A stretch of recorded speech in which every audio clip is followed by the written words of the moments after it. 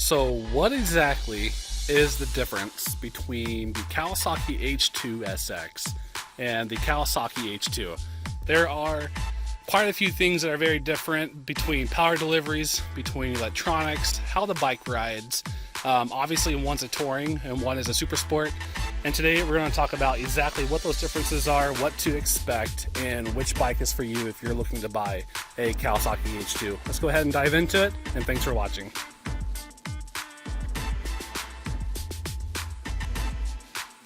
So before we actually dive in and really start talking about the differences between these two incredible bikes, I wanted to share with you a little bit about how I ended up getting both of them.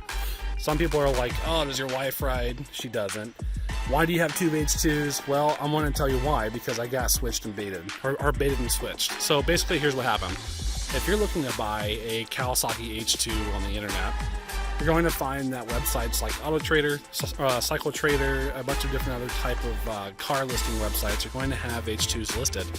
And they're going to show you a picture of this motorcycle, okay? What you need to be doing is you need to be calling that car dealership or that power sports dealership and say, hey, I see on Cycle Trader that you have an H2 on the floor. Is this the H2 or is it the SX or the SE? And they should tell you that it's an SX or an SE. It is extremely rare that you would find a dealership that would actually have an H2 on the floor. Why? Because to get these, you either have to buy them from a private dealer, or excuse me, from a private owner rather, or you get them built when Kawasaki opens the actual order season. For 2020, I believe it's going to become November of 2019 is when the 2020s are up for order. I think the carbon fiber loadout is going to be about $34,000 for a full build, and I'm going to be getting one with our power sports here in town. So I'm going to keep my 2015, but also have a 2020 version as well. I like to buy new every 5 years, so I'm pretty excited about that.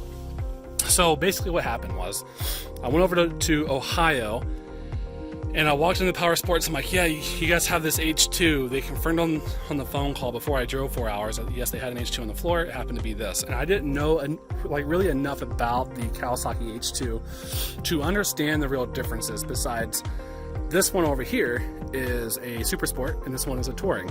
Same exact engine, same power, but completely different ride styles, obviously, but completely different power deliveries. So be warned right now in this video, biggest difference when buying these bikes is that this one a dealership is going to have hands down. They always have an SX and an SX SE, which the SE version has more electronic detail to it, as well as the quick shifter, which I believe the 2019 has the quick upshift and downshift. This bike over here, coming from a private owner who's selling, or is coming from the actual Kawasaki order season. So much more rare to get. Put this into perspective, been looking for a super sport for sale on the market, on the private market, for about 6 months. Finally found one in New York, had to travel to go get it, but it was worth it. So with that being said, let's go ahead and jump into the very first thing that makes these two incredible super bikes different than each other. So looking from a visual perspective, the biggest difference between the Kawasaki SX H2 and the Kawasaki H2 is the actual riding style. The H2 over here is obviously a super sport. We can see we have one seat. We also have a coupling back here that holds your butt in place. Let me tell you, when you accelerate this bike, this comes very nicely, and these are adjustable. So if you're a bigger person, you can move them up and down, make it more comfortable for you, but that is completely necessary for the Super Sport H2. For the H2SX, we can see that this is obviously a touring model. We got a nice rear seat for a passenger to hop on. We got your seat for the driver. The handlebars sit up a lot higher, just like a cruiser sports bike. So if you're sitting here going, I wonder how the feel of the SX feels when I'm sitting down and driving it, imagine that you're driving a Kawasaki Ninja 650. It's the same exact setup. You're set up higher, it's more comfortable. I went on a benefit ride a couple of weekends ago. I did 250 miles on my SX, and my hands were totally fine. My butt hurt like a mofo, but my hands were fine. I think on any bike, if you're not riding a Harley or a Fat Boy, your butt's gonna hurt no matter what. We can see that the riding style with the actual H2 Super Sport, the hands are way much lower here. We're set forward, we're laying on the actual bike. We have our lay pad here so that we can lay down on the tank when we're going faster speeds. And our windshield is much more narrow and more aerodynamic. So, Super Sport, one-seater, Kawasaki H2 SX is a touring. The other cool thing is that just because this is a touring bike and can fit 2 people, it does not mean that it's slow. It's still supercharged, it's still super fast. The nice thing, however, fitting in the touring model or the touring category of motorcycles is that it is actually cheaper on your insurance. And for those of you who are wondering what these bikes cost to insure, I insure everything with full coverage with $500 deductible. I'm 27 years old, I own a home, I'm married, but to give you an idea, I insure my bikes through Markle, and on my SX, on a $500 deductible full torts in Pennsylvania, I'm paying about $3,500 per year to insure this motorcycle. For my Super Sport, I'm paying about $5,200 per year for full coverage, and I think it's 100% worth it. Full disclosure, that also includes full recovery of the bike at the current value. So meaning, if I wreck this bike 5 years down the road, they're going to replace my bike at the cost that I bought it for, not for the depreciated value. So it's a pretty nice perk. They're definitely expensive on insurance if you're young, but they're also some of the fastest street bikes in the world. There's really nothing less that you can expect as far as car insurance. My best luck has been Markle. My second luck has been Progressive. So let's go ahead and hop into the next difference. So we're going to start talking a bit about the actual electronics in the motorcycles here. The H2 SX versus the actual H2 have very different electronics controlling the bike. Again, very different ride styles, same exact engines, but completely different power deliveries. So, very first thing I want to point out is that the H2 Super Sport has an Öhlins steering dampener here, and it's actually a pretty nice one, and it works really well. And over here on the SX, we do not have that. I am told, and what I've read about the actual SX is that it has them built in. I don't know how true that is, so don't take my word for it, but that is one big difference in electronics and how the bike actually handles. As far as power delivery is concerned, I have still wheelied my touring or my SX in first and second gear on launch, and of course on the SX power or on the H2 Super Sport. This bike will actually wheelie all the way through the back end of fourth gear, so pretty crazy. So right now we're actually sitting on top of my H2 SX, and one thing that I want to kind of cover is the cluster over here on the left side of our handlebar. We have the Kawasaki traction control, which is obviously helping with rear spin and power delivery in lower gears as well. We have our brights up here, and then we can push forward on our clicker. You can see this up here, and that'll keep the brights on, or we can just do a pass flash, right? One thing I love about this bike is, of course, the power, but I love that it has cruise control. I have gone in cruise control all the way down to 25 miles an hour. I take my hands off the bars and just balance it and ride. It's actually a really comfortable ride that way. The other thing I'll mention is that we have power modes. So I'd have to put my phone down and show you this, but basically if you hold the mode button in, you can actually change the actual power delivery in your motorcycle. Matter of fact, we can see it up here flashing. So right now it's full. We can go to medium and low and full. So basically, if you're not aware of what this is doing is basically telling the computer to restrict the engine to a certain power delivery mode. So when my brother-in-law drives this, he's a lot less experienced in riding. I can put this in lower power mode or medium, so it's not just going to take off when you turn the throttle. For me, I prefer it to be in full mode, and we'll just click it back on just like that. So pretty nice. The one thing that the SX does not have compared to the SE is it does not have quick shifting.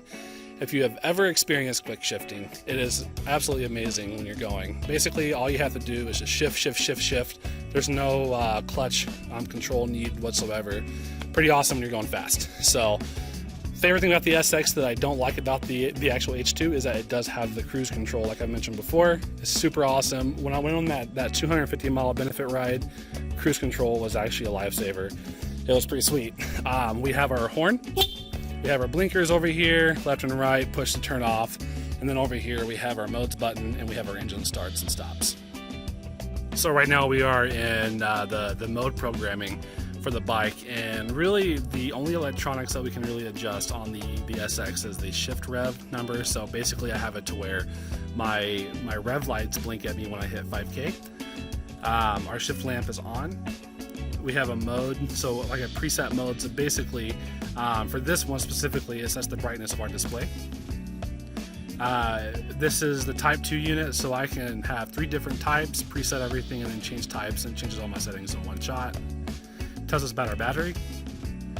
And then our max lean is 36, so it actually tells us what our maximum lean on the bike is. It's pretty cool. So, matter of fact, on both bikes, when you lean, there's lean mode, and it tells you how far you're leaning, and it actually adjusts the power of your bike and the power delivery according to your lean. I love it a lot. Helps really tight corners be a lot more safer. Same thing on the left lean, and then reset all settings. And then we have our clock, we have our KEBC light, and then back to our rev limiter. So there is no launch control, there is no quick shifting on this bike. It's pretty standard when it comes to electronics. Still super fast, but definitely not technically advanced like the actual H2. And for those of you who want to actually hear this power up, let me show you what that sounds like here. So I'm having to hold my phone here, so let me go up into neutral so we can crank it without the clutch in.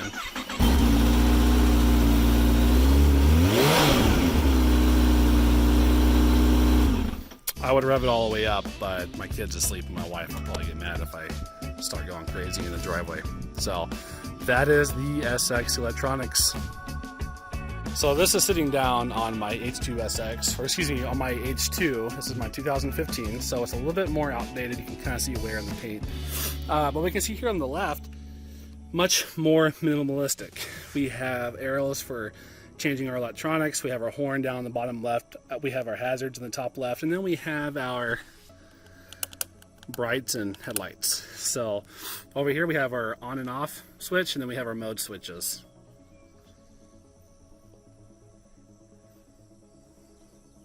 So let's look at the cluster modes here for a minute. So we have brightness modes just like the SX had.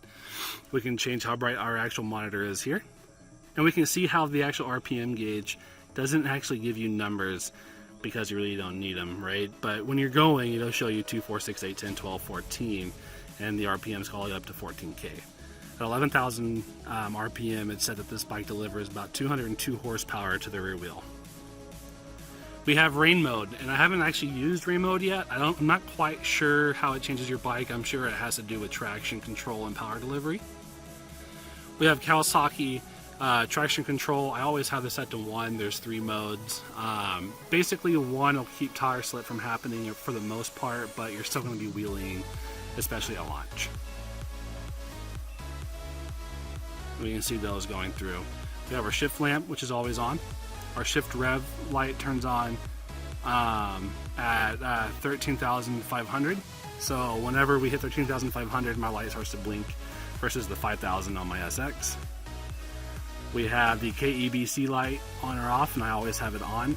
The Kawasaki quick shift, and this is what I'm talking about, the difference between these two bikes. So the quick shift allows me to shift gears without pulling my clutch in when I'm starting to really accelerate. And I really enjoy that. It helps you basically go faster. You don't have to worry about shifting and timing it. You just keep going and the bike does it for you. We have the Kawasaki launch control, and I have a separate video, I'll link to it in the description, that shows you a launch control from mode 1, traction control mode 1 as well, that I did. It goes 0 to 125. Super amazing. The launch control on this bike is absolutely phenomenal. I trust it completely. You still do some wheelies, but it is absolutely stunning how it works. We have our clock, and then we can reset, and we're back to our units and brightness. Those are the biggest differences in the electronics cluster. And let's listen to this turn on and ramp up.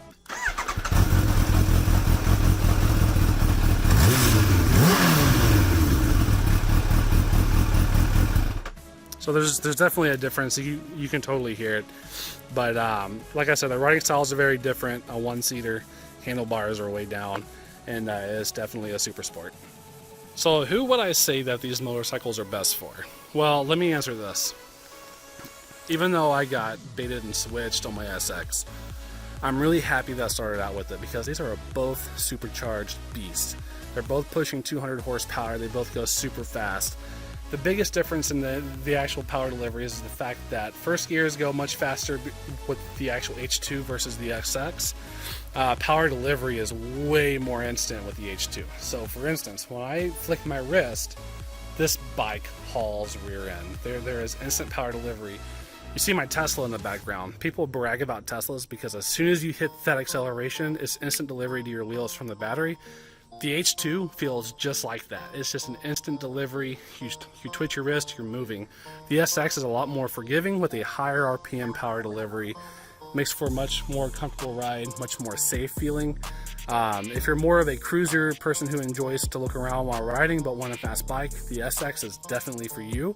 If you want to still cruise, enjoy your ride, look around while you're driving, but you want the benefits of a quick shifter, you want the benefits of traction controls, and you want the benefits of the launch control.